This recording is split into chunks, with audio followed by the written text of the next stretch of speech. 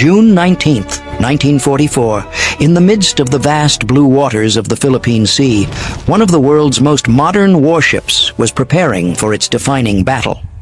This was IJN Taiho, the Great Phoenix, the pride and final hope of the Imperial Japanese Navy. Only 3 months after joining the fleet, Taiho would experience one of the most tragic naval disasters of World War II. This is the story of the final day of Japan's super aircraft carrier. IJN Taiho represented the pinnacle of Japanese shipbuilding technology. At 260 meters in length and displacing 29,300 tons, Taiho was Japan's first armored deck fleet carrier, a feature that even American carriers of the time did not possess.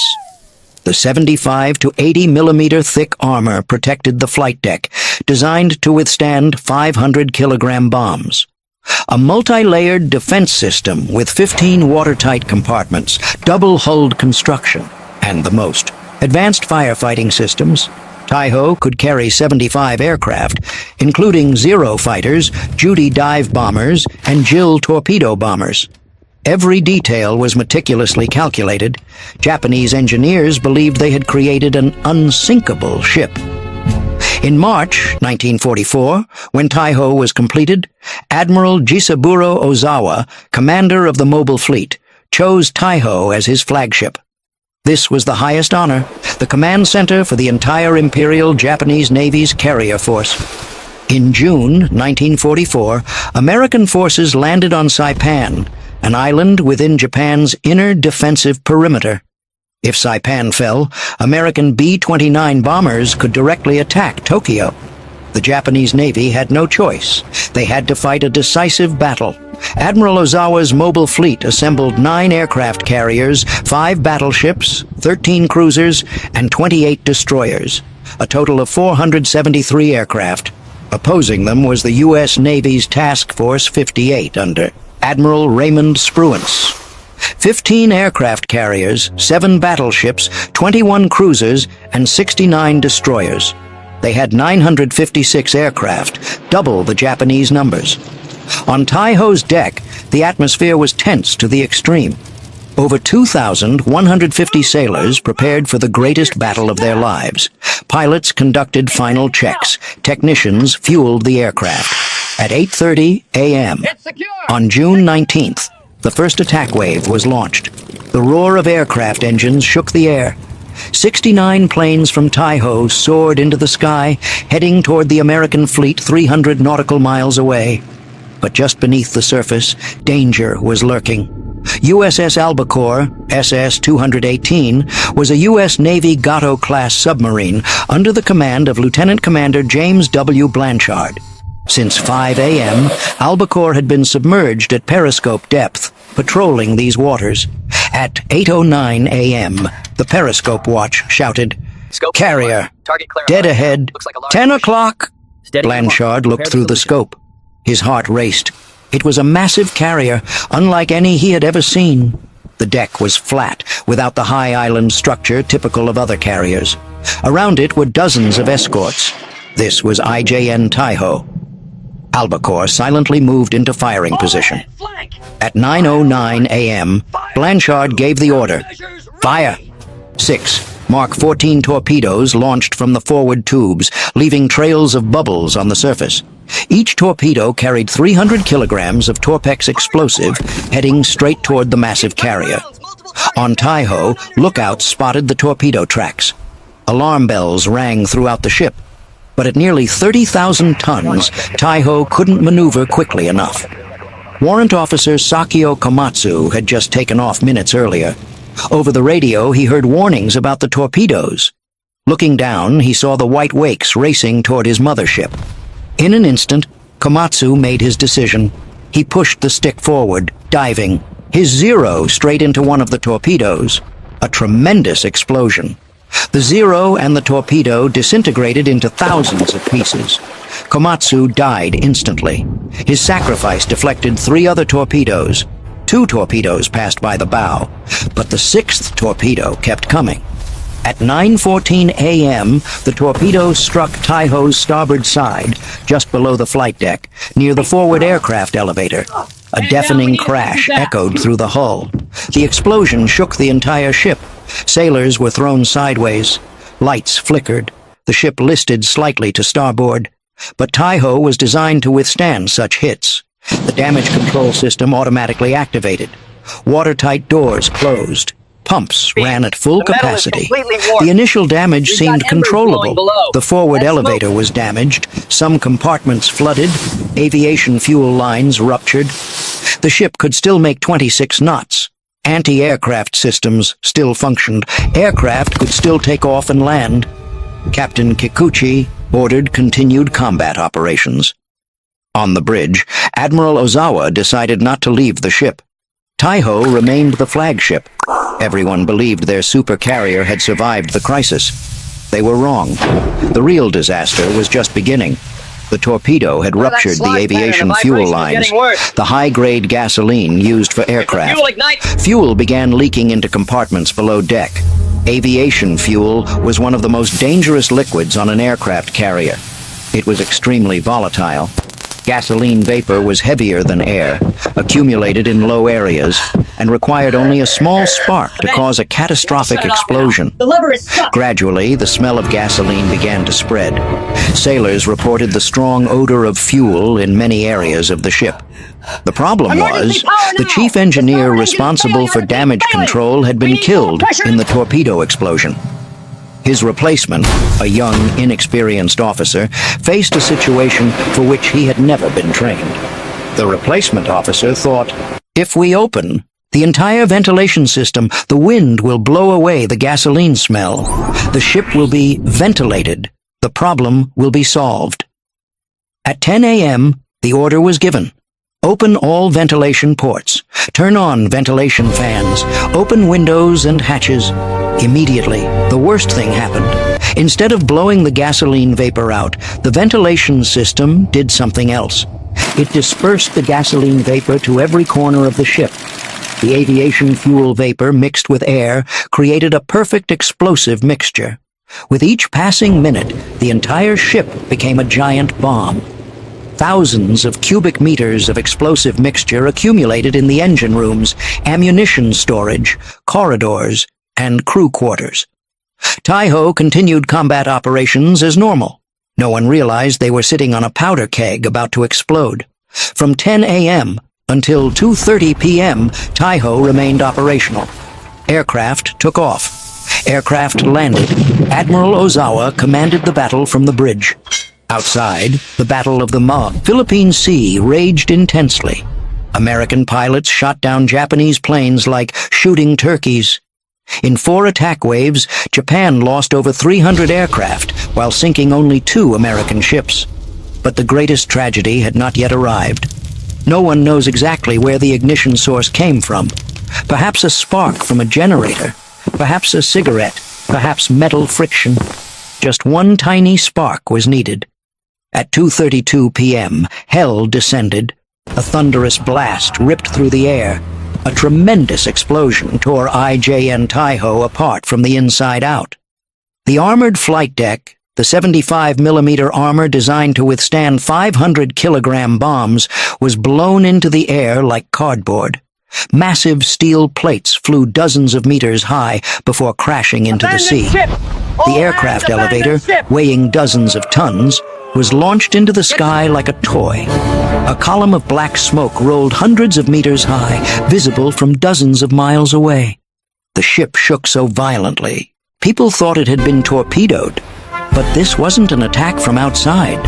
This was the ship destroying itself from within. In the engine rooms, hundreds of sailors died instantly. The explosion pressure crushed their bodies. Those near the center of the blast didn't even know what happened. Fire spread at terrifying speed. Temperatures reached thousands of degrees. Steel melted. Tar on the deck bubbled and boiled. The electrical system collapsed. The entire ship plunged into darkness. Only the light from flames remained, the light of destruction. Toxic smoke filled the corridors. Sailors struggled to find escape routes in the darkness, coughing, eyes burning. Many became lost in the maze of the massive ship. They ran to doors that had been jammed shut by the explosion. They cried for help, but no one could hear them over the roar of the flames. Firefighting teams tried to extinguish the flames, but the water system had no pressure. Pumps had stopped working. They could only stand and watch the fire consume the ship. At 3 p.m., Taiho began listing heavily to starboard. Seawater poured in through massive cracks in the hull. The watertight compartment system, once Taiho's pride, was completely helpless against the scale of damage. On the bridge, Admiral Ozawa tried to remain calm, but he knew Taiho could not be saved. At 3:20 p.m., when the ship listed 20 degrees and was clearly sinking, he was forced to leave. Destroyer Wakatsuki approached through the fire and smoke to pick up Ozawa and his staff. At 3:28 p.m., Captain Kikuchi gave the order. "Abandon ship! All hands to the flight deck! Jump into the sea!" Hundreds of men rushed to the deck in panic. Some wore life vests, some did not. They jumped into the sea from 20 meters high. Some died upon hitting the water. Some were pulled into the still-turning propellers.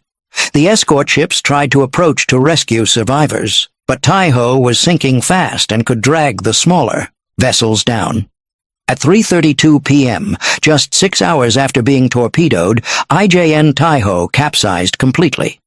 The massive ship, 260 meters long, 29,300 tons, slowly rolled over. The bow shot high into the air. The massive propellers emerged from the water, still rotating slowly.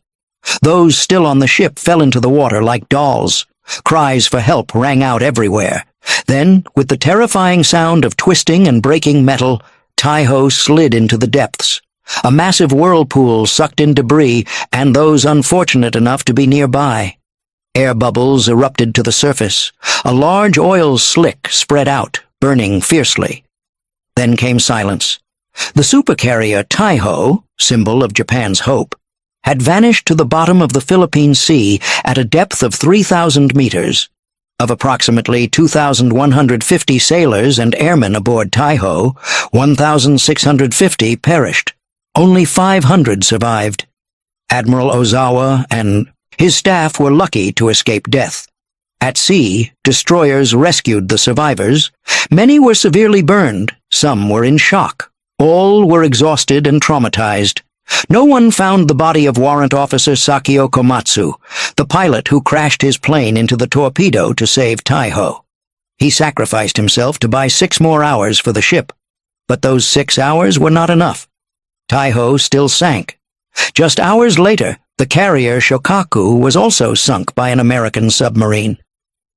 In one day, Japan lost its 2 largest carriers. The Battle of the Philippine Sea was a complete disaster. Japan lost over 600 aircraft and 3 carriers. America lost only 123 aircraft and no carriers. On June 19, 1944, IJN Taiho, the Great Phoenix, sank to the ocean floor along with 1,650 sailors. With it sank the final hope of the Imperial Japanese Navy. The shortest-lived major carrier in history, only 3 months from completion, sinking. The wreck lies at approximately 3,000 meters depth in the Philippine Sea, never to be found. This is the story of the final battle of IJN Taiho, a lesson written in fire and seawater, in steel and blood, at the bottom of the Philippine Sea, 3,000 meters deep. November 1943. The Imperial Japanese Navy sent Rear Admiral Keiji Shibazaki to the most fortified island in the Pacific. His job was simple. Hold it. 4,500 men went in with him. 17 came out. November 9th, 1943. Colonel David Shoup, 38 years old from Indiana, received orders to command a regiment of Marines he had never led into battle. 10 days before the assault, the previous commander had suffered a nervous breakdown. 76 hours after the battle began, Shibazaki was dead. Shoup was receiving the Medal of Honor. This is the story of what happened on that island, and why those 17 men were the ones who walked out. In September 1943, the Imperial Japanese Navy sent Rear Admiral Keiji Shibazaki to an island called Betio.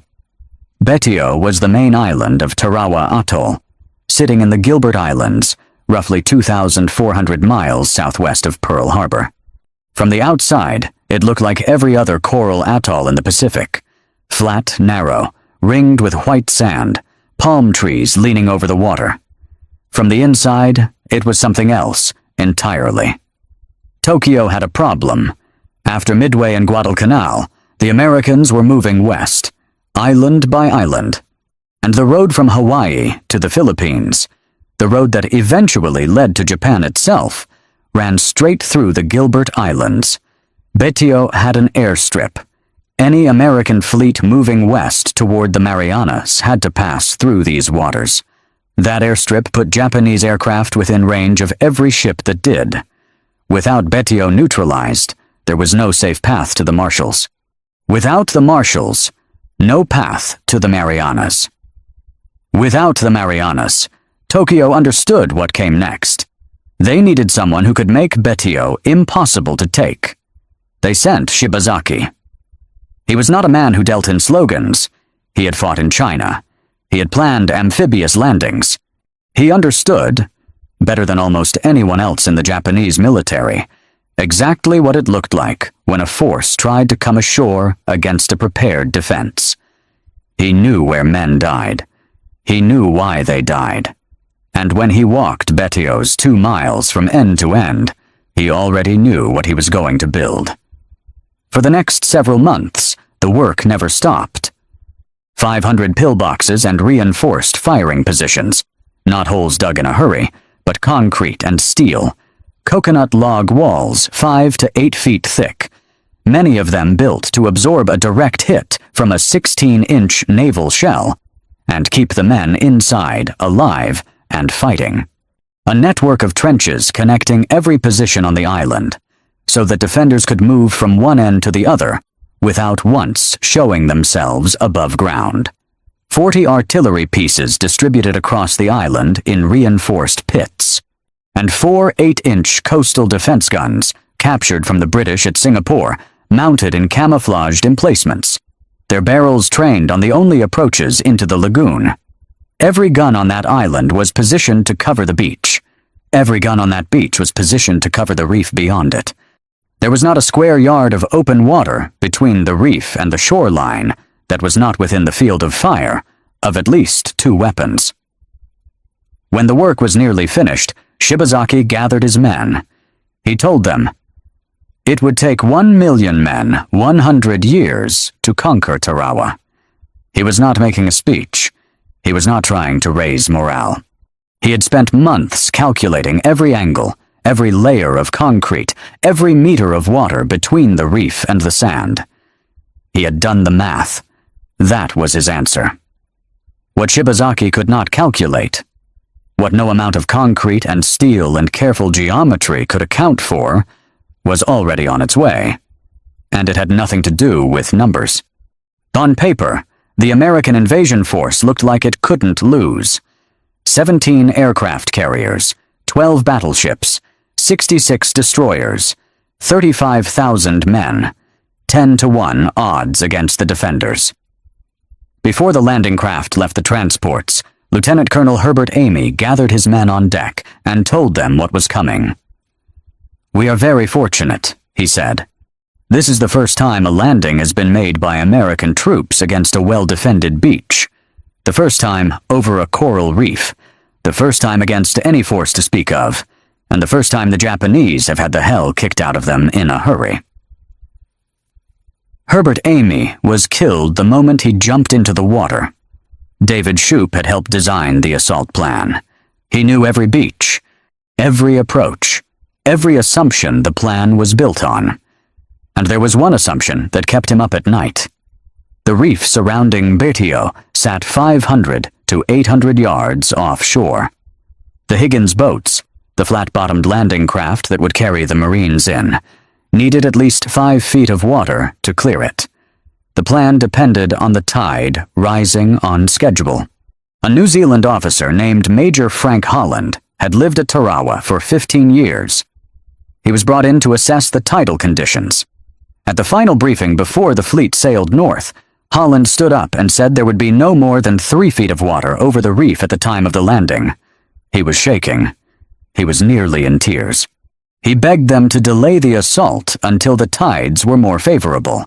The attack was not delayed. Shoup said nothing publicly, but he pulled his Marines aside before they boarded. He told them there was a 50-50 chance they would have to get out of the boats and walk to shore. That was the only warning he could give them. The night of November 19th, 1943. The fleet was in position off Tarawa. On the deck of USS Xilin, the ship's captain turned on the public address system and played the Marines' hymn as the men climbed over the railing and down the cargo nets into the landing craft waiting below. The sailors on deck cheered. The Marines went over the side one by one into the darkness. Shoup did not record what he thought that night. He had 10 days in command of a regiment he had barely had time to learn. He had a landing plan that rested on a tide that a man who knew these waters better than anyone had told him would not come. He went below. He had work to do in the morning. 9 o'clock in the morning. November 20th, 1943. The first wave of landing craft crossed the line of departure and headed toward the beach. Inside those boats were men mostly in their late teens and early 20s. Most of them had never been in combat. Most of them had never seen anyone die. They could hear the island before they could see it clearly. The sound of naval gunfire rolling across the water. Smoke rising above the palm trees. The smell of something burning that had no name. Aorda, 500 yards from shore, the boat stopped. Not from enemy fire. Not from a command. The hulls ground against the coral reef and did not move. The ocean had not risen. 3 feet of water. The boats needed 5. One witness wrote later, "The ocean just sat there." The men looked at each other. They looked at the beach. 500, 600, 700 yards away across open water. They looked at the men already in the water ahead of them, the ones from the first wave who had made it over the reef in the tracked amphibious vehicles. And what they saw told them everything about what was waiting. Then they went over the side. Most of them had never waded into combat before. None of them had ever waded this far. They held their rifles above their heads to keep them dry. They walked. The water was chest deep in some places, over their heads in others where the reef dropped away without warning. A man who stepped into one of those holes and was carrying a full combat load did not always come back up. The Japanese anti-aircraft guns, lowered to fire horizontally across the water, opened up along the entire length of the beach. Amphibious tractors ahead of them exploded and spun in slow circles, their drivers already dead, churning through the men still in the water. Marines on fire were blown out of the burning hulks into the lagoon. Men hit in the water. Sank. Men hit and not killed. Kept walking. 90 of the 123 amphibious tractors committed to the assault that morning were destroyed before the day was over. The men in the Higgins boats, still stuck on the reef, climbed over the sides and followed. One Marine, asked later what he remembered most, said only, "The man in front of me went down. I went around him. I kept walking." On the other side of the seawall, a Japanese officer named Tanura Hideo watched. He had helped build the defenses on Betio. He knew what those guns were designed to do. He wrote about it years later. "We fired. They fell. The ones behind them stepped over their dead and kept coming. We had been told the Americans would break under direct pressure. These men did not break. We did not understand it." Shoup's amphibious tractor was hit by shore fire before it reached the beach. He transferred to another one. That one was also disabled. He went into the water. Shrapnel caught him in the legs. A bullet grazed his neck. He waded the rest of the way in. By the time he reached the seawall, the wound in his leg had already begun to swell. He looked down the line. Hundreds of Marines pressed against the base of the seawall, pinned down, leaderless, cut off from the men on either side of them. Most of the radios were dead, soaked coming through the water. No communication with the ships offshore. No communication with General Smith, watching through binoculars from the bridge of USS Maryland, who could not tell from that distance whether the landing was holding or collapsing. The plan was gone. What was left was this: a narrow strip of sand, a concrete seawall, and the men behind it. According to the Marines who were there, Shoup turned and faced them. "Are there any of you cowardly sons of bitches got the guts to follow a colonel of the Marines?" The men stood up. Those men, 18, 19, 20 years old, from Montana and Ohio and Texas and Georgia, who had watched the man next to them go down in the water, who had walked past him to get here, who knew exactly what was on the other side of that wall, stood up. That was the 50-50 chance Shoup had warned them about. Not the tide, this. If this story is worth telling, the button is right below. Sometime in the mid-afternoon of November 20th, Shibazaki made a decision. Wounded men were being carried into his command bunker faster than there was room for them. He ordered the bunker cleared for the wounded and prepared to move his headquarters to a secondary position farther back on the island. He and his staff assembled outside. They moved through a stretch of open ground between the bunkers. A 5-inch naval shell landed in the middle of them. Shibazaki was killed instantly. Most of his senior officers died with him. He never knew what had happened on the beach. He never received a final report. He never knew how many of his men were still alive, or where the Marines had broken through, or whether the line was holding or gone. The man who had spent a year calculating every angle, every field of fire, every meter of water, died before he could see the answer. But here is what happened after he died. The fortress was still standing, every gun still manned, hundreds of men still alive and fighting. The communication lines had been cut by the naval bombardment that morning. Each position was fighting alone, no orders coming in, no way to coordinate, no way to know what was happening 50 yards away. No one told them to keep fighting. No one could. They kept fighting anyway. Every pillbox, every trench, every gun pit, not because someone ordered them to, because that was what they had been trained to do. That night, the Marines who had made it ashore lay on a narrow strip of sand behind the seawall. Some of them were wounded. All of them were exhausted. None of them had eaten since before dawn. The Marines who had never made it to shore, the ones whose Higgins boats were still stuck on the reef, spent the night in their landing craft, out in the lagoon. No food, no water, trying to sleep sitting upright in an open boat, listening to sporadic fire from the island, waiting for a counterattack that never came, because there was no one left on the island to order one. General Smith, on the bridge of USS Maryland, spent most of that night without reliable information. His radio operators cycled through frequencies, trying to raise anyone ashore. What came back was fragments, a unit identifier, a grid coordinate, static. At one point, the only report he had from the beach came from a runner. A Marine who had swum out to a landing craft, climbed aboard, found a working radio, and transmitted what he had seen from a single position on Red Beach 2. That was the picture Smith had of his entire battle. One man, one radio, one corner of one beach. Shoup was still on that beach. His leg had swollen badly through the afternoon. The infection was spreading. He did not ask to be evacuated. He moved along the seawall in the dark, stopping at each position, checking ammunition, checking who was still alive, checking where the gaps were. He did not sleep. At some point that night, he managed to get a radio working. He sent one message to General Smith on USS Maryland. 4 words. Combat efficiency. We are winning. Smith read it and did not respond. There was nothing to say.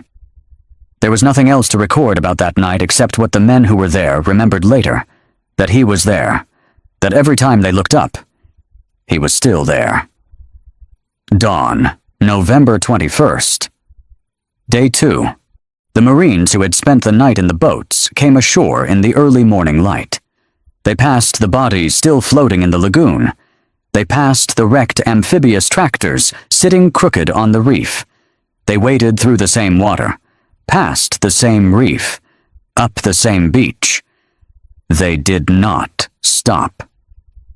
The pillboxes did not fall to strategy. There was no tactic that made concrete dissolve. There was no maneuver that turned a bunker into an open field. What worked was a flamethrower pushed to the edge of a firing slit and held there. What worked was a grenade dropped through a ventilation shaft. What worked was one Marine covering the entrance while another one went in. Yard by yard, bunker by bunker. Shoup moved with them. His leg had not improved through the night. He walked with difficulty. He did not stay in one place. He moved up and down the line, not making speeches, not issuing grand orders, stopping at each position, looking at what was in front of them, telling the men what to do next. When a section of the line stalled, he went there. When a position ran low on ammunition, he found more. When a runner couldn't get through, he went himself. For 50 hours, that was his battle. Not the whole island, not the grand arc of the campaign. The next 50 yards, then the 50 after that. On the afternoon of the second day, the Marines crossed the airstrip. The airstrip that Shibazaki had built his entire defense to protect. The airstrip that was the reason any of them were there.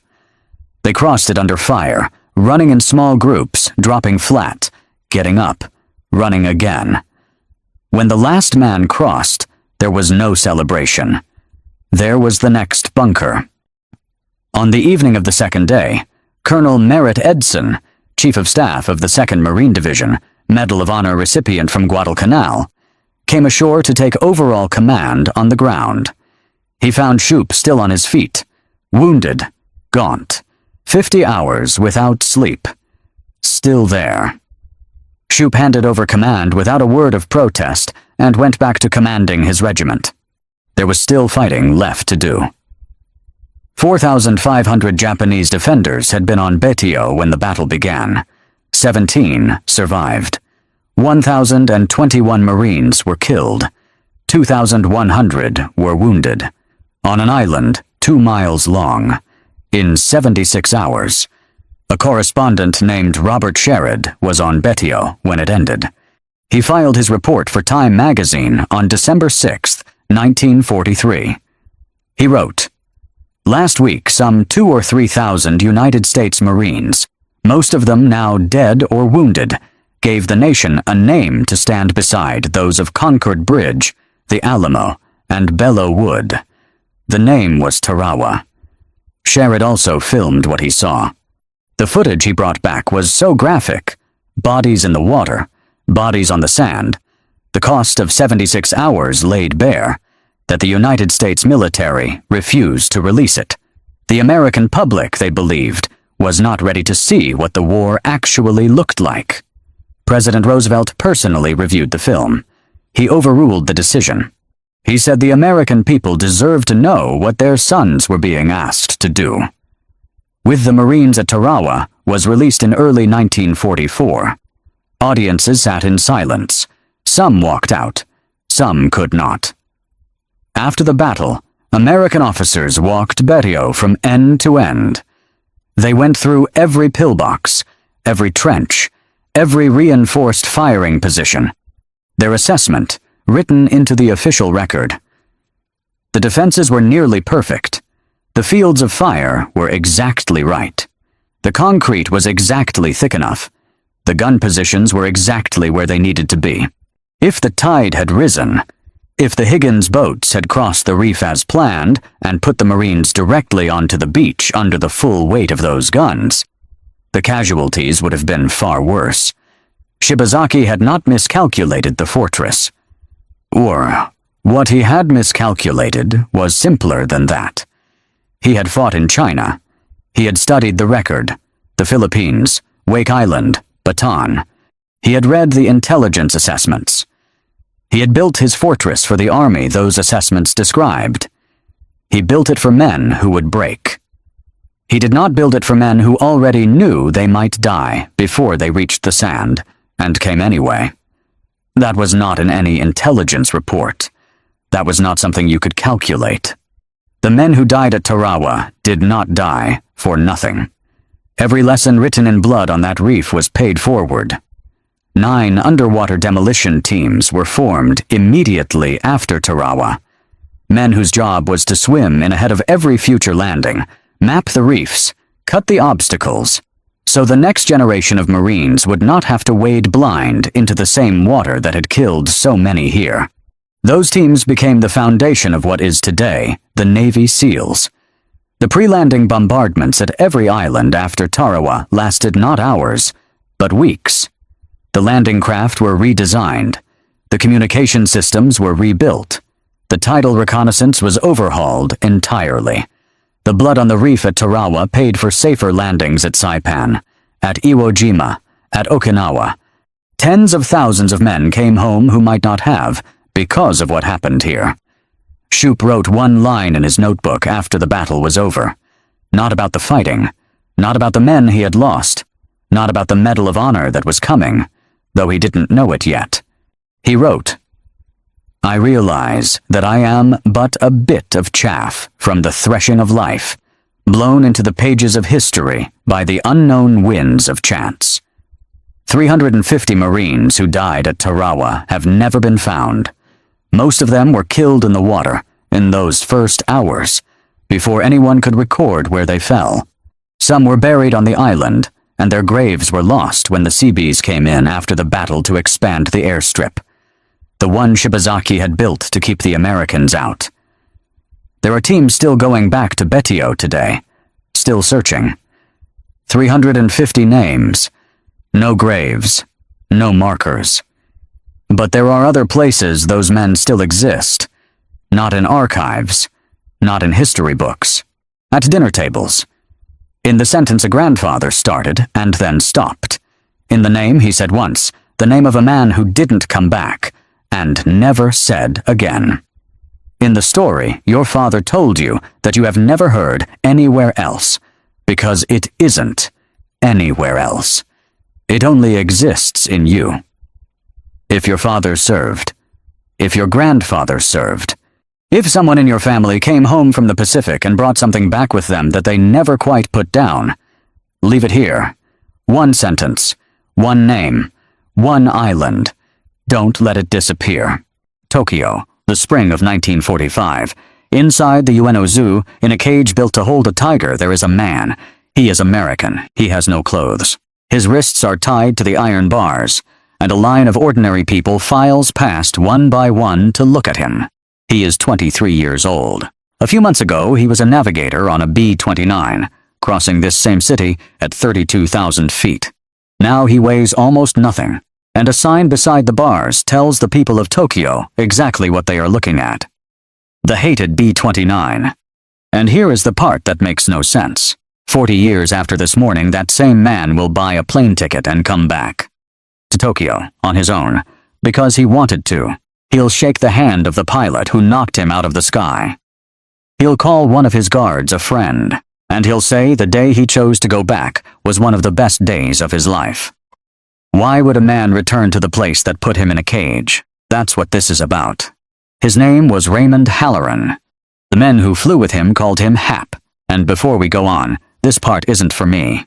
If your father or your grandfather was over there, at war in that ocean, take 1 second and like this video. Not for me, for him. For the men who flew beside Hap and never made it home. That's the only way YouTube knows to carry this to the other families who still hold these stories now. Back to that cold morning over Tokyo. Start with a man in his shirt sleeves. He is comfortable. The air around him is the temperature of a kitchen back home. 70 degrees easy. There's a small table in front of him and a pencil in his hand, and he is working a problem in arithmetic. A heading, a position. The plain, quiet numbers of his job. Now look at where he is. He is 6 miles above the earth. He is sitting inside a machine that weighs 40 tons. Over the capital of the country, the United States has been fighting for 3 years.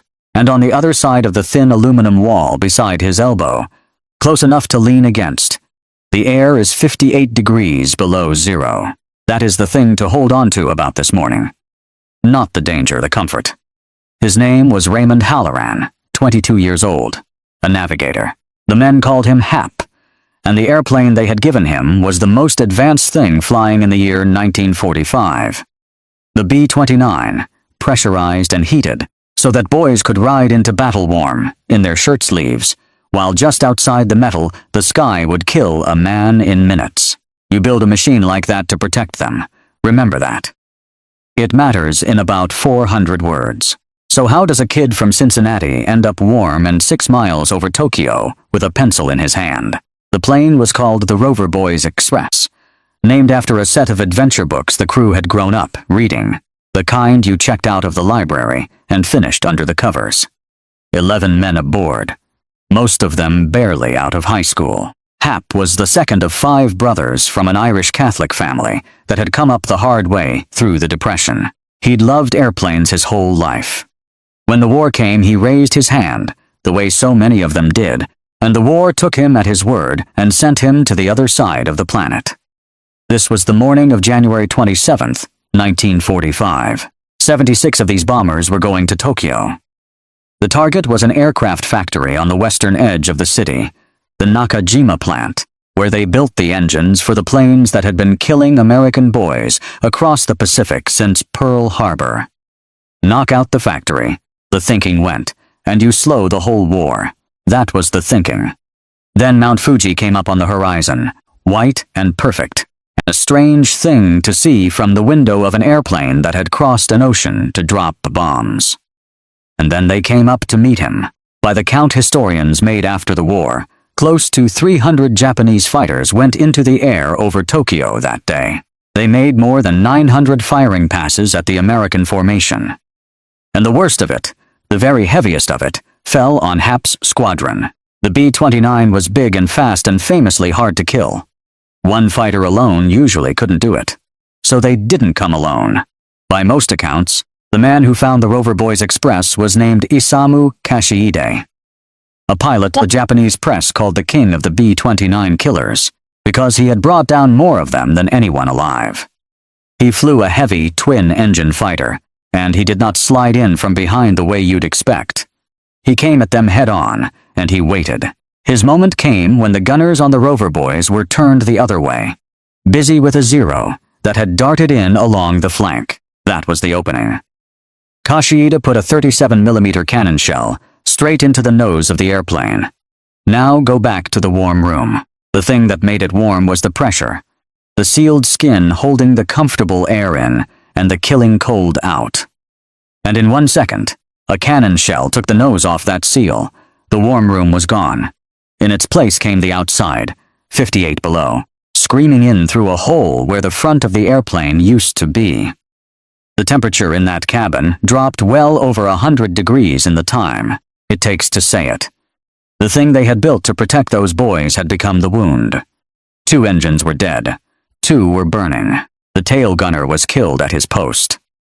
And the airplane that had been flying straight and level a heartbeat ago tipped over and fell out of the formation alone now above the enemy's city.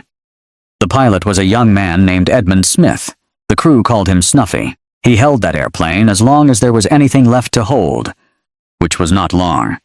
And then he gave the only order there was left to give: bail out. The men fought their way to the open hatch, into a wind so cold and so loud it pulled the breath out of a man's chest. Hap Halloran reached the edge of it. Below him was Japan, the country he'd crossed an ocean to bomb, waiting now to take him. Behind him was the last warm and familiar thing for 7,000 miles. A machine he knew by heart, burning, coming apart. He looked down into the cold, and he stepped out of the warm room into the sky over Tokyo. 2 things happened to Hap Halloran in the sky over Tokyo after he left the airplane. He would spend the rest of his life telling people about one of them. He would spend 40 years trying not to remember the other. The fall came first. He dropped a long way before he ever touched the parachute. By his own account, something close to 24,000 feet of open air, the city of Tokyo turning slowly far below him, before he finally pulled the cord. The canopy snapped open above his head, and the roar of the dying airplane, the wind, the engines, all of it went away at once. What was left was quiet, and quiet, up there, was its own kind of fear, because there is nothing in the world more helpless than a man hanging under a parachute. He can't fight, he can't run, he can't hide. He can only hang in the straps and drift down through the air and wait to find out what the men around him have decided to do with him. Hap knew what they might decide. Every airman knew. A man in a chute was more than once in that war, simply shot where he hung, and then a fighter came for him. It climbed up out of the haze and turned its nose toward him. And Hap watched it come, and there was not one single thing he could do but watch. The fighter slid in close. Close enough that Hap could see the man inside it, see the helmet turn. See the pilot look across that thin stretch of freezing air, straight at the American boy hanging there under the silk, and the pilot raised his hand. He held it there a moment, a salute. Then he rolled away and he was gone. Hap called it a rarity. That was all. He didn't make a speech out of it. But he never let go of it either. The fact that a man with every reason and every right to kill him had looked him in the face and decided, in the space of a single second, that he would not. 60 years later, on the other side of the world, Hap Halloran would still be telling people about the pilot who saluted him. The man would later be identified as a flyer named Hidechi Kaiho. That was the first thing. The second thing was waiting for him on the ground. He came down in Chiba, farm country, east of the city, and the people who reached him first were not soldiers. They were ordinary people. The people whose city he had crossed an ocean to burn. The people who had been watching the B-29s come across their sky for months, listening for the sirens burying what the bombs left behind. They were not in a forgiving frame of mind. They set on him where he landed. It went hard, and it went on, and Hap Halloran was very near the end of it when the soldiers arrived. The soldiers pulled him out. Sit with the shape of that for a second. The enemy's army.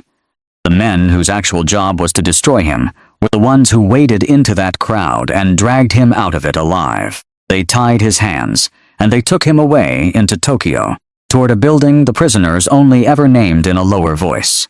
The Kempei Tai. He had started that morning as an American kid in a warm room 6 miles up, with a pencil in his hand and a heading to work out.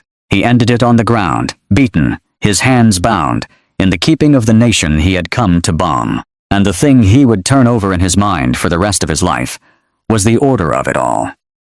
That the cruelty had come from the ordinary people, and the only mercy he had been shown that whole day had come from the men who were sworn to kill him. Raymond Halloran turned 23 years old on the 4th of February, 1945. There was no cake, no card, nobody sang. Back home in Cincinnati, no one even knew whether he was alive. The telegram his mother had been handed said only that her son was missing. He spent his birthday on the floor of a cell in Tokyo. The cell belonged to the Kempei Tai, the secret military police. That was the building the prisoners only ever named in a lower voice, and now Hap was inside it. It was cold, and it was dark, and he was alone. They fed him a small ball of rice when they fed him at all. And there were the questions. The same questions, over and over, hour after hour. He was a navigator. He did not carry the kind of secrets they were digging for. That never shortened the questions, and it never shortened the waiting. The waiting was the worst of it. Men were taken out of those cells and did not come back. Hap kept expecting to be one of them. Every set of footsteps in the corridor might be the ones coming for him. He lay there in the dark and waited to find out. And the next morning he was still alive, and then he did it again. He prayed. He'd come up in a family where you did, he said. Long afterward, that it was the praying and the simple refusal to give up that carried him through. Then they moved him, not to another prison, to a zoo. They took him to the Ueno Zoo in the middle of Tokyo, and they had a use for him there. There was a cage, one built to hold an animal. They stripped him, and they tied him to the bars of it, and they brought the people of the city through to look at him. A sign nearby told the crowd exactly what they were looking at. The hated B-29. They did not only want to hold him, they wanted to take the man out of him. To stand him in a cage in front of a crowd and turn an American boy into an exhibit. A thing you walk past on a Sunday afternoon and point your child toward. Not a prisoner, not even an enemy, an animal. That was done to Raymond Halloran of Cincinnati, Ohio, second of 5 brothers, when he was 23 years old. He did not break, but he came down out of that cage as skin and bone. And he was somewhere near the bottom of what a human being can be reduced to when they moved him one last time to a camp called Omori on a flat spit of made land at the edge of Tokyo Bay. And here is where it turns strange. By the rules of war, a prisoner of war camp was supposed to be marked, laid out and painted so the bombers passing overhead would know to leave it. Omori was not marked, which meant that the most dangerous thing in Hap Halloran's sky was no longer the Japanese. It was Americans. It was B-29s, the same airplane he had flown, crewed by boys just like the ones he'd trained with, who had no way on earth of knowing that one of their own was down there underneath them. On the night of March, the 9th into the 10th, 1945, 334 of those bombers came in low over Tokyo, in the dark, loaded with fire. When the sun came up, something close to 100,000 people were dead. To this day, it is the deadliest single air raid the world has ever seen, worse, in one night, than the atomic bomb would be. And Hap was inside it, behind the wire, in the middle of the target, listening to his own country burn the city down around him, with no possible way to signal the men in those airplanes that he was on the ground, that he was one of theirs, that he was right there. So he lay still, and he hoped the next one would fall somewhere else. That was the arithmetic of Hap Halloran's spring of 1945. The enemy had put him in a cage like an animal, and his own side had very nearly burned him alive. A weaker man would have come apart in the middle of it. But it was there, in that miserable place, that Hap found the thing that kept him in one piece. Not a thing, men. One of them was a Marine, a famous fighter ace named Gregory Boyington, the one everybody called Pappy, who had been shot down more than a year before, and listed as dead, and was, in fact, very much alive and sitting in that camp. Another was an Army flyer named Robert Goldsworthy, who would walk out of the war and one day wear a general's stars. They got each other through it. They starved together, and they waited together, and they held one another up, the way men do when the only thing they have left in the world is each other. Hap would not forget those men. Not ever.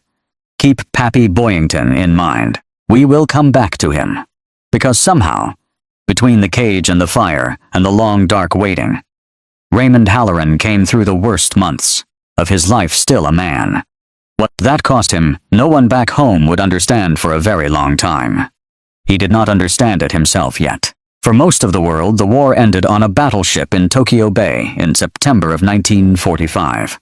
For Hap Halloran, it had ended a few days before that, on the 29th of August, the morning the guards did not come, and the gates of Omori stood open, and American forces arrived for the men inside. The prisoners called it Freedom Day. They carried him out to a hospital ship in the bay, and went to work putting the weight back on him, turning him slowly back into something like a healthy young man. Of the 11 rover boys who had climbed into that bomber over Tokyo in January, 6 were dead. Hap was one of the 5 who got to go home, so he went home. Back to Cincinnati, to the family that, for 7 months, had not known whether he was living or dead. In time he married. He had 3 children, 2 boys and a girl. He went into business, and he turned out to be good at it. And he rose. By every measure you could write down on paper, Raymond Halloran came back from that cage and built himself a good American life, a career, a home, a family at the dinner table. That is the part of the story that looks like a man who recovered. And then there was the part that nobody saw. Because for decades, not months, decades, Hap Halloran went back to that cage at night. He would be asleep in a warm house in America, his wife beside him, his children down the hall, and he would be 23 years old again, behind the wire, with the fire coming up the sky. He'd wake in the dark and, for a long second, not be sure which country he was in. which year it was, whether the door of the cell was about to open. He could stand in front of a room full of people and run a company. He could be the easy, friendly man everyone at the office liked. What he could not do was set down the thing he'd carried home in his chest, and there was more than the cage in there. Most of the Americans who had been B-29 prisoners in Japan never came home at all. Hap knew that better than anyone. He had seen it up close. And there is a particular weight that settles onto a man who lived when so many around him did not. A debt with no name on it, one you can never quite pay, that follows you all the way back to your house in Ohio and sits down at the foot of the bed. He'd gotten his life back. He spent a long time not feeling like he had any right to enjoy it. If you grew up in this country in the years after that war, you knew a man like this. Maybe you knew him very well. He sat at the head of the table. He went to work every single morning. He coached the ball game, or he ran the store, or he was the one everybody called when the car wouldn't start. And there was a room somewhere inside him with the door pulled shut. And you learned, even as a child, not to go knocking on it. You'd ask him about the war, and he'd give you a sentence, maybe two. And then he'd reach for the coffee pot and ask how school was going, and the door would close again gently, and you let it. Because whatever was back there, you understood, without anyone ever explaining it to you, that it was his to carry and not yours to pull open. Hap Halloran was that man for a long, long time. The successful one. The friendly one. The one with the shut door. I've spent a lot of years with stories like this one. And the thing I've come to notice is that the men who were hurt the worst are almost never the ones who come home angry. They're the ones who go quiet and stay quiet, sometimes for the rest of their lives. Most of them never open that door again. Hap was about to do the thing almost none of them ever do. He was going to open it, on purpose. And to do it, he was going to have to get on an airplane and fly back across that same ocean and walk into the city that had put him in a cage. Picture two old men shaking hands. One of them is American. The other is Japanese. They're smiling. Somebody raises a camera and takes the picture. And the only remarkable thing about it, the thing that ought to stop you cold, is that one of these men once put a cannon shell through the nose of the other man's airplane 6 miles above Tokyo and left him to fall out of the sky. This is Hap Halloran, and this is the man who shot him down. So how does a person travel from a cage in the UNO Zoo to this? To a handshake, a smile. A photograph two old men are happy to be in together, not the way you'd think. Because Hap did not get on that airplane to forgive anybody. He went back for himself. He had been carrying that cage for 40 years. It had come home from the war with him. It sat at the foot of his bed. It woke him in the dark, in a country that was at peace, in a house that was warm, with his family safe down the hall. And somewhere in all that time, Hap Halloran came to understand one hard thing, that the only way out of that room was back through the same door he'd been dragged out of. The door was in Tokyo, so that is where he had to go. There was one memory that let him believe it was even possible. A pilot in the air, in the worst hour of his life, a man who had looked him in the eye and saluted instead of killing him. All those years, Hap had held on to that. It was his proof that there had been, even then, even there, men on the other side he could stand in front of. So in 1984, Raymond Halloran flew back to Japan. He walked back into the city that had put him in a cage. Older now, gray.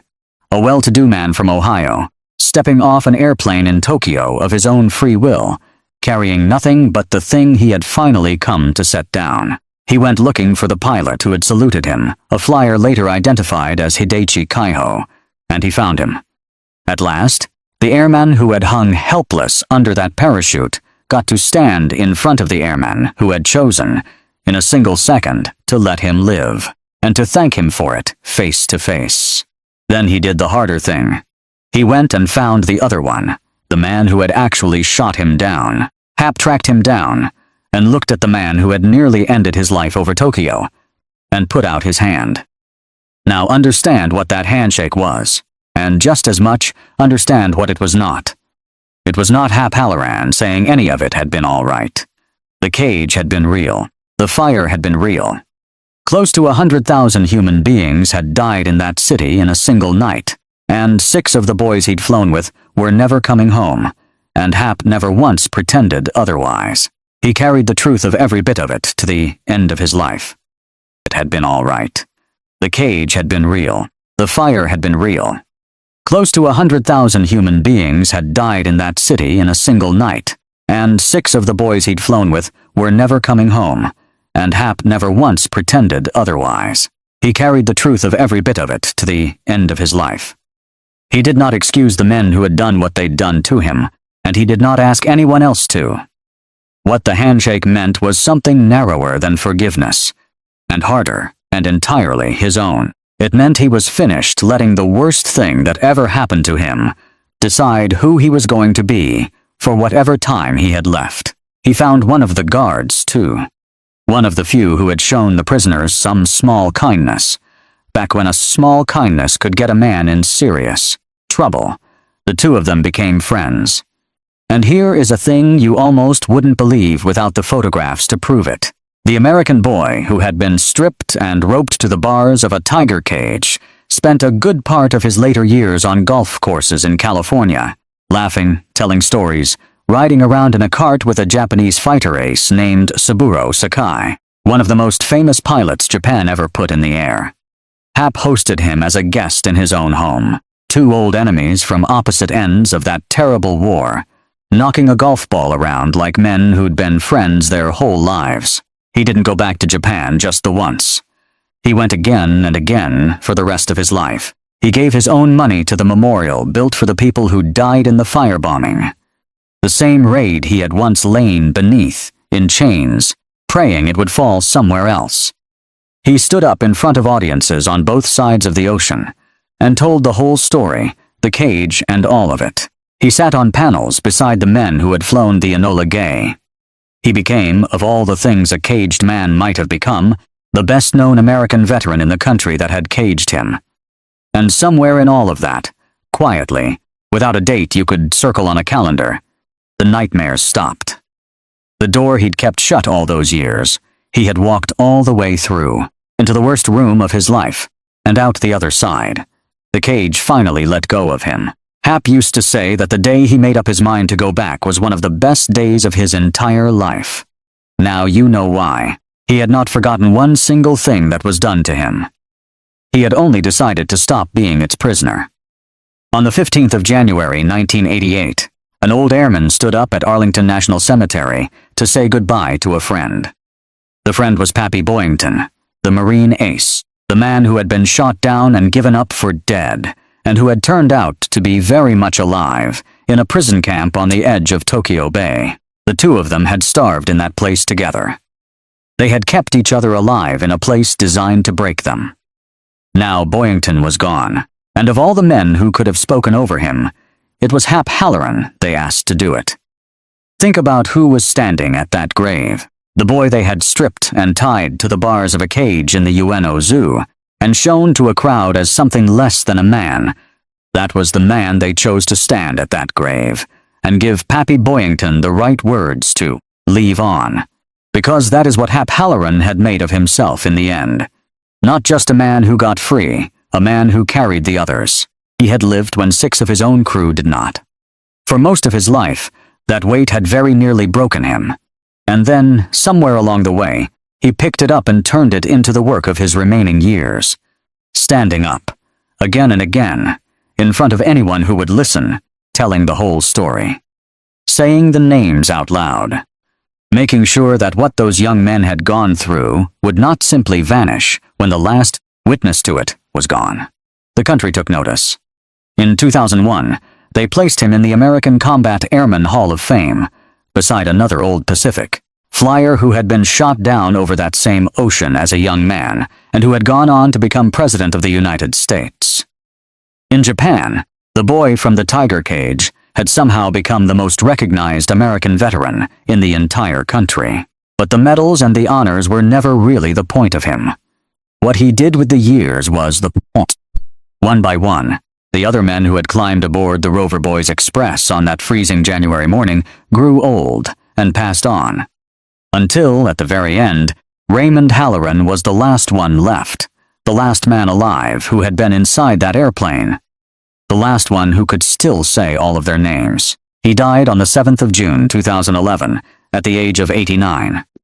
They buried him at Arlington with full military honors. The bugle, the folded flag, passed into waiting hands, the rifles cracking over the grass. The boy who had once been roped to the bars of a cage and put on display as something not quite human was laid to rest at the last among the honored dead of the country he had served. And of everything he carried out of that war, the memory he held the longest was not the cage, and was not the fire. It was a pilot in the sky over Tokyo, in the worst hour of a young man's life, who had looked him in the eye and raised his hand, and chosen to let him live. Hap spent the rest of his life making sure that man was remembered too. The men who put Hap Halloran in that cage believed they were looking at a coward. A man weak enough to let himself be captured, weak enough to be tied up and gawked at. They had it exactly backward. It costs a man nothing to hate the people who hurt him. That's the easy road, and most of the world is walking it.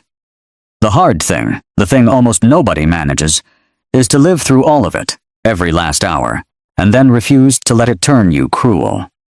To walk back into the worst place of your life, and come out of it with your hand held out. The men who built that cage never understood that kind of strength. They couldn't. It was the one thing they had crossed an ocean to break in him, and it was the one thing they never touched. A lot of you watching this had a father, an uncle, a grandfather who was over there, in a bomber, on a ship, on one of those islands with a name you only ever heard him say once.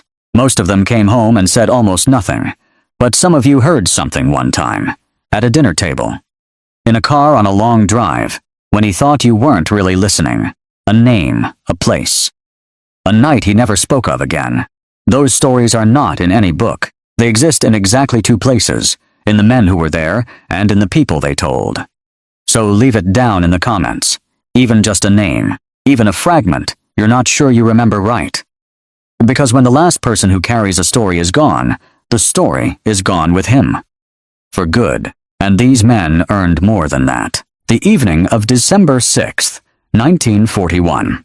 A United States Navy lieutenant commander sat in Washington, D.C., sharing a drink with a Marine major named Bucky Harris. They were talking about Pearl Harbor. Not the attack. They didn't know about the attack.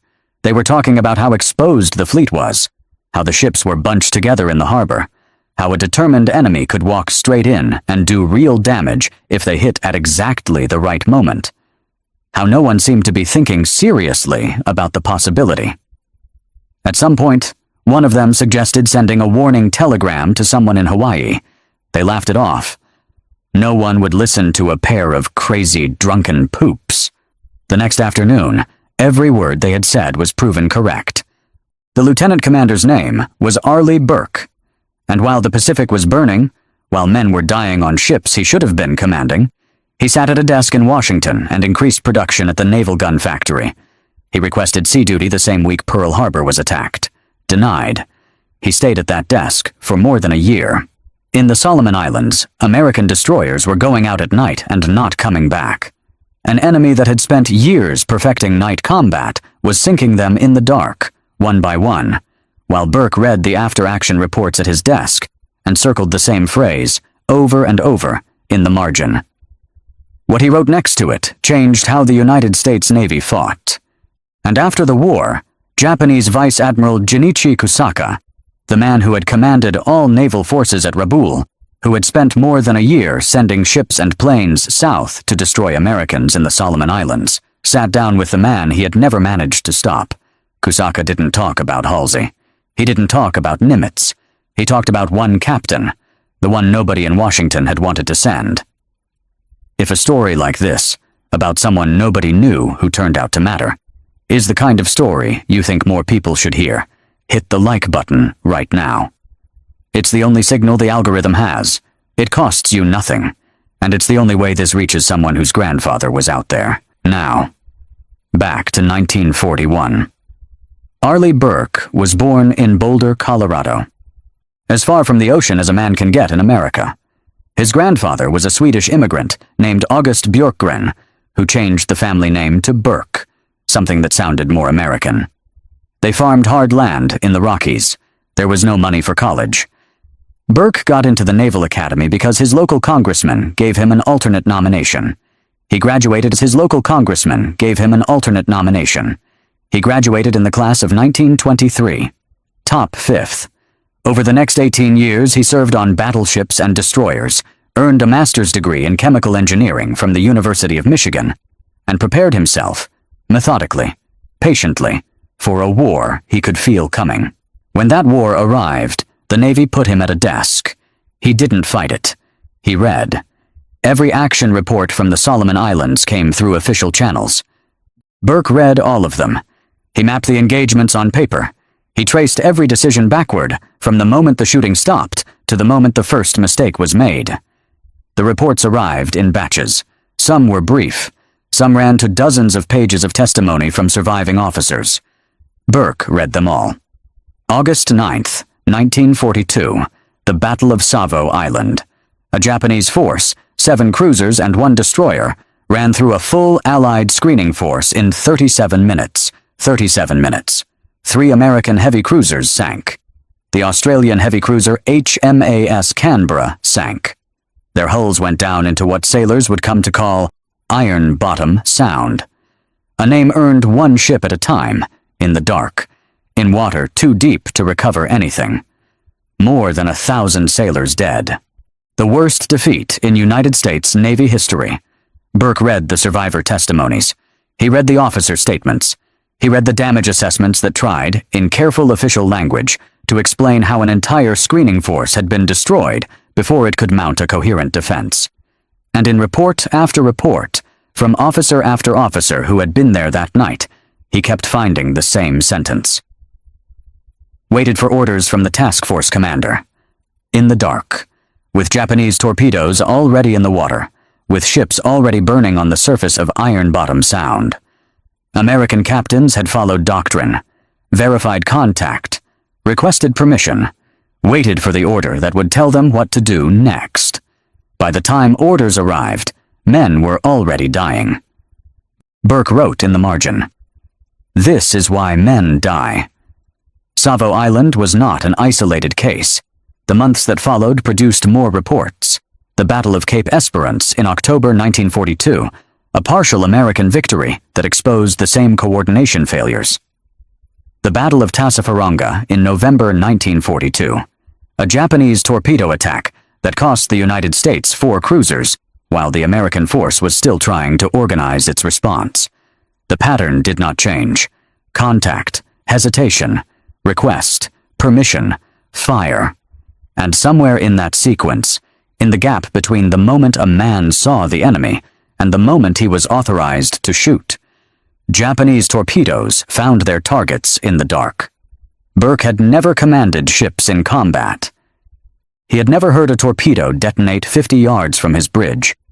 He had never stood in the darkness of the Pacific with a radar screen showing something that might be the enemy, or might be an island, or might be a friendly vessel that no one had told him about.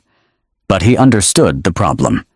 In January 1943, more than a year after Pearl Harbor, Burke finally received orders to the South Pacific.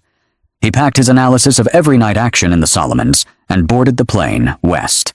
He had already figured out how to win his part of the war. He just hadn't had the chance to prove it yet. Burke arrived in the Solomon Islands in March 1943 as commander of Destroyer Division 43, his pennant flying on USS Valor. He did not call a meeting to assert authority. He did not demand that men who had been fighting for months show deference to someone arriving from a desk job in Washington.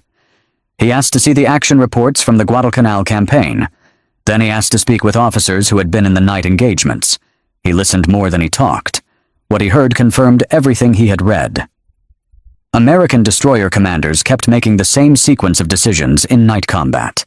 Make contact, hesitate while they verified, call up to the task force commander for guidance, receive orders, act. By the time the sequence was complete, the Japanese, who had spent years drilling for exactly this kind of darkness, in waters north of Japan so cold and rough that ships did not turn back for men who went overboard, had already closed the distance, launched their torpedoes, and disappeared. The first night Burke went into combat came on March 5th and 6th, 1943, in the Blackett Strait. He was aboard Valor, part of Task Force 68 under Rear Admiral Aaron Merrill. 3 cruisers and 3 destroyers tasked with bombarding Japanese positions at Vila, on Kolombangara. As Merrill's force moved through the Kula Gulf in the dark, Waller's radar picked up 2 ships near the eastern entrance to Blackett Strait. They were the Japanese destroyers Murasame and Minagumo, withdrawing after a supply run to Vila. The Americans sank both of them. Burke came away from the victory unhappy, not because of what happened during the battle, because of what happened before it. Merrill had not informed his ship captains of his exact intentions until just before the engagement began. Burke had been on the bridge of Valor, watching the radar, knowing contact was coming, and not knowing what his task force commander planned to do about it. He had been flying blind in the final minutes before the shooting started, waiting for orders that came almost too late to matter. He spent the next several days thinking about the difference between winning a battle and winning it the right way. Then he sat down and wrote. The doctrine he produced was not complicated. 1 sentence, printed in capital letters, sent to every captain under his command. Destroyers to attack on enemy contact without orders from the task force commander. Not a suggestion, not a guideline, an order. He attached 5 sentences of combat philosophy, the first 2. If it will help kill the enemy, it's important. If it does not help kill the enemy, it's not important. Burke was not the first officer to recognize that hesitation was costing American ships their lives in the Solomon Islands. Other commanders had raised the problem through official channels, written their own assessments, argued for changes in doctrine. But Burke did something different. He put the solution in writing, made it mandatory, and handed it to his captains before they ever left port together. When those captains read it, several of them looked up from the page. The doctrine went against everything they had been trained to do. In the United States Navy, in the Imperial Japanese Navy, in the Royal Navy, in every major navy in the world, a captain waited for orders before he fired on an enemy vessel. That was not a preference. That was how naval warfare worked. Burke was telling them the war had changed, and the old way was getting men killed. Not one of them argued. At Rabaul, Vice Admiral Kusaka was beginning to receive reports of something different about the American destroyer engagements in the slot. His ships were being hit before his captains could organize a response. The attacks came earlier, closer, with less warning than any previous encounter. His intelligence staff analyzed the engagement reports and concluded the Americans had improved their radar systems. They were half right. Burke's men had learned to trust their radar. What Kusaka's staff could not see, because the concept did not exist in their own doctrine, was that the decision had already been made before the radar found the target. The Japanese were still waiting for the order. Burke's men had already fired. In October 1943, Burke was given command of Destroyer Squadron 23. 8 destroyers, exhausted crews, ships badly in need of maintenance after months of continuous operations in the Solomon Islands, pumps that needed replacing, radar sets running on worn components, men who had not slept a full night in weeks. There was no time for maintenance. Burke called his officers together on the first day and handed out mimeographed copies of his doctrine. 5 sentences on the cover page, 1 sentence in capital letters. Then he asked a single question. Who had read all the action reports from the previous year? Most had not. He told them to start reading. The squadron had earned its nickname the hard way. The crews called themselves the Little Beavers, a reference to the Red Ryder comic strip character, the cowboy's young sidekick who was always working, always busy, never stopping. Someone aboard USS Claxton had painted the character on the side of a torpedo tube, drawing him shooting an arrow at Tojo. Burke noticed it during an inspection, said nothing for a moment, then told them to put it on all the ships. 8 destroyers with a cartoon cowboy sidekick on the hull. A captain from Colorado who had spent more than a year at a desk.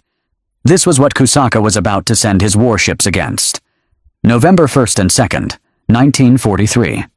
The Battle of Empress Augusta Bay, Japanese cruisers and destroyers moved south to intercept the American landing force at Bougainville.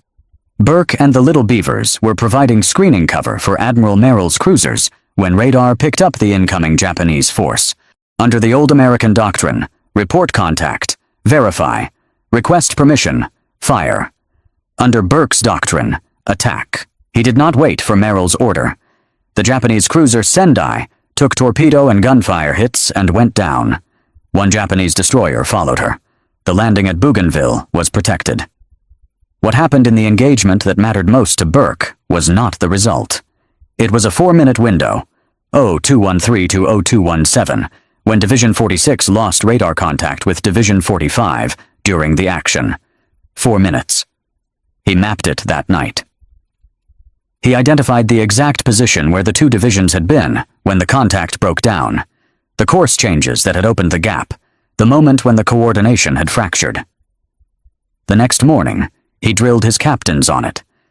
Not on what they had done right, on those 4 minutes, because Burke understood something that separated him from almost every other commander in the Solomon Islands campaign. A victory that exposed a flaw was more valuable than a victory that concealed one. The flaw would come back. It always came back, usually at the worst possible, trying to run the Tokyo Express route south through the slot. The supply convoys that had been moving troops and materials to Japanese garrisons for 14 months were becoming significantly more expensive. In the wardrooms of Japanese destroyers assigned to convoy escort out of Rabaul, the captains had not yet heard the name Burke. They knew something had changed about the American ships they were meeting in the dark. The attacks were coming earlier.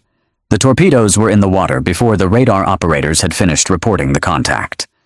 There was no hesitation on the other side. No window in which a Japanese captain could organize a response before the engagement had already been decided. They filed their reports. Rabaul analyzed the engagements. No one yet understood what they were facing. 22 engagements. 4 months. The Little Beavers had not yet fought their perfect battle. That was coming. On a Thanksgiving night, with one boiler running below capacity, and a captain who had spent more than a year reading about exactly this moment. The afternoon of November 24th, 1943. The day before Thanksgiving. Admiral Halsey received intelligence from coast watchers and ultra-code intercepts. 5 Japanese destroyers were moving south from Rabaul toward Buka Island, carrying 920 troops and supplies. Halsey ordered Burke to intercept and destroy. Burke read the order and looked at his charts. He was at New Georgia Island, taking on fuel. Buka Passage was hundreds of miles north. His ships had been in continuous operations for weeks. One boiler on the squadron was running below capacity. His engineering officer told him they should not exceed 31 knots. Burke sent a message to Halsey. Proceeding at 31 knots. No explanation. No request for amended orders. Just the speed and the heading. Halsey, not knowing why the flagship was running slow, sent back what became the most famous radio transmission of the Solomon Islands campaign. 31 knot, Burke's get athwart the Buka-Rabaul evacuation line, about 35 miles west of Buka. If no enemy contacts by 0300, come south to refuel. If enemy contacted, you know what to do. Part order, part taunt. The birth of a nickname that followed Burke for the rest of his life. He pushed his ships north through the night at 31 knots. At 0141 on November 25th, the radar operator aboard USS Charles Osborne made contact. 5 ships, 18 miles ahead, moving south. Their radar had not yet found the Americans. They did not know Burke was there. No hesitation. Fire torpedoes. All ships. The Japanese destroyer Onami took a torpedo. She exploded and went down fast, the detonation loud enough to be heard on the bridge of every ship in the squadron. The Makinami caught fire, crippled and unable to maneuver, her engine rooms flooding. The remaining 3 Japanese ships, the destroyer transports Yugiri, Uzuki, and Amagiri, scattered in different directions, trying to find darkness and distance. Burke split his force. Division 45, Charles Osborne, Claxton, and Dyson, turned after the Yugiri. Division 46, Converse and Spence, went north after the other 2. At 0305, Charles Osborne had closed the distance to Ugiri. The ship's forward guns were firing steady salvos, their muzzle flashes lighting up the hull of the flagship, and on the forward stack, the little beaver painting caught the light for a moment. Over the TBS radio, in the middle of a night battle 300 miles from the nearest American base, came a voice from the bridge of Charles Osborne. "Kamaki ye yippee." It was not an order. It was not a tactical instruction.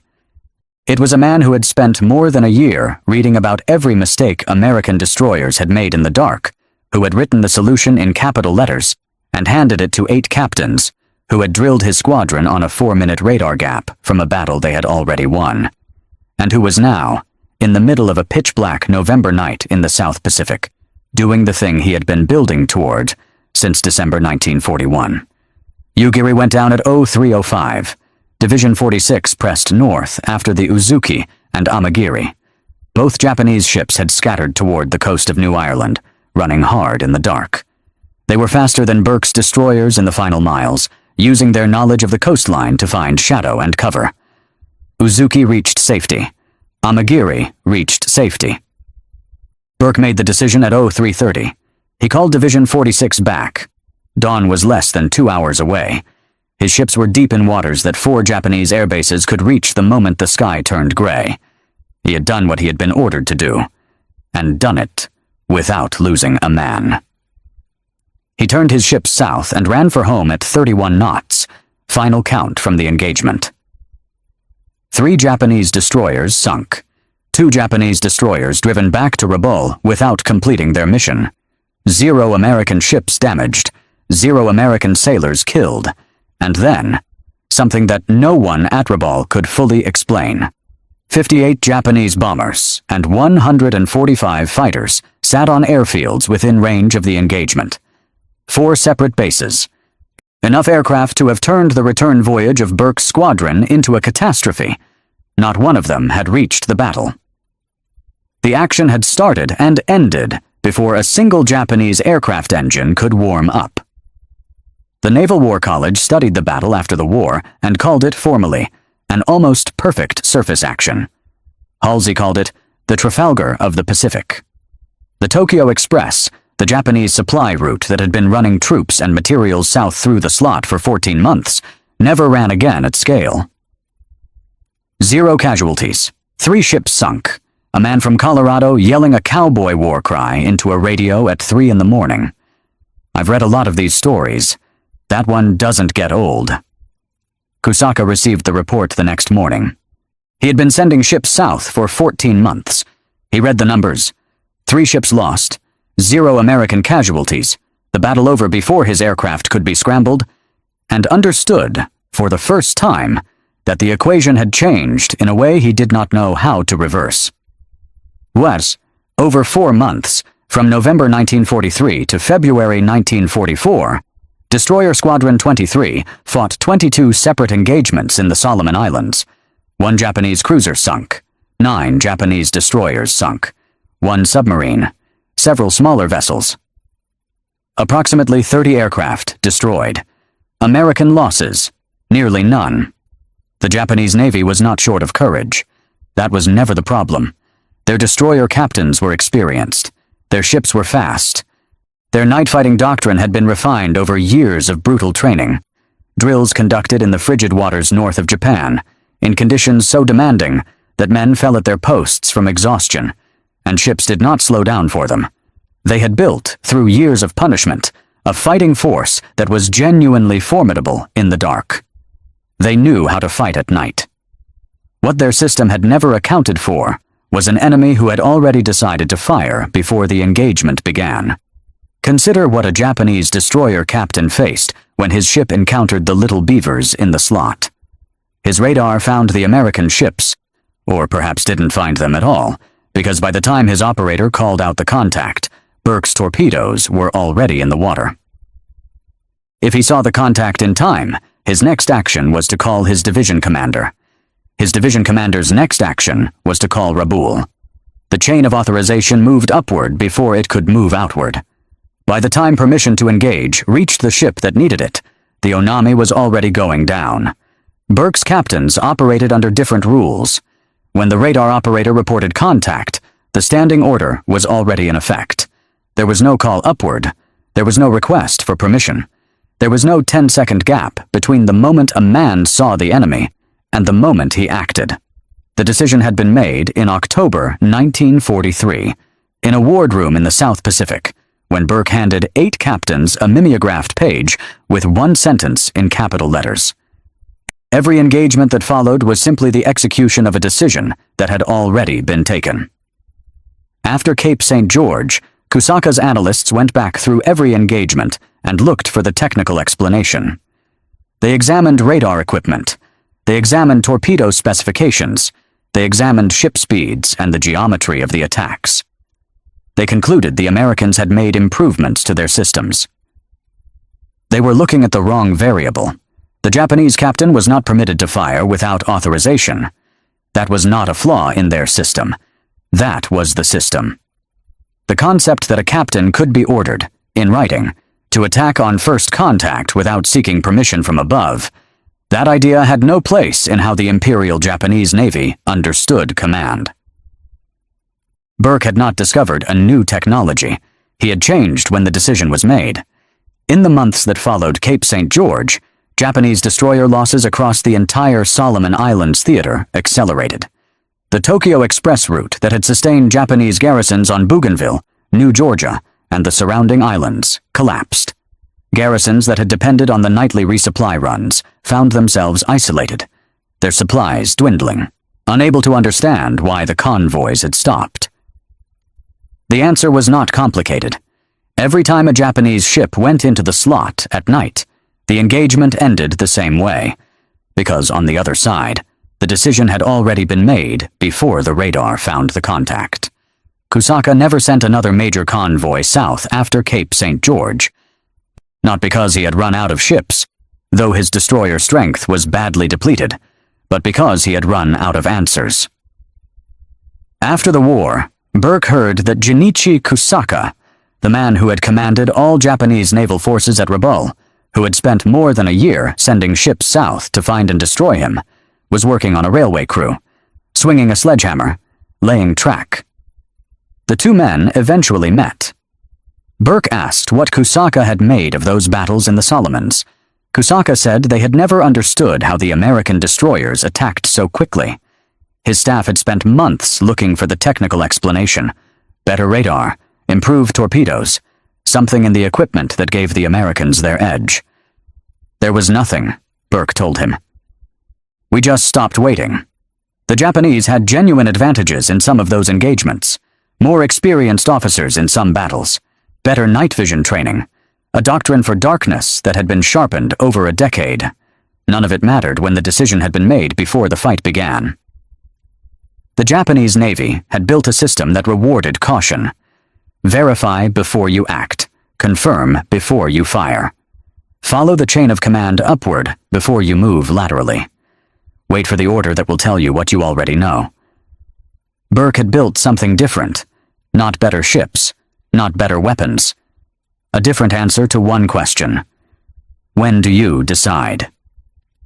If your father served, or your grandfather, leave something in the comments. A name, a ship, a unit. One thing he said once that stayed with you. These stories disappear when we stop telling them. This is a good place to keep them. Arleigh Burke died on January 1st, 1996. He was 94 years old. The United States Navy named its most advanced class of guided missile destroyers after him. Ships still sailing today. The honor of naming a vessel after a living person had been given only 4 times since 1861. Burke was one of them.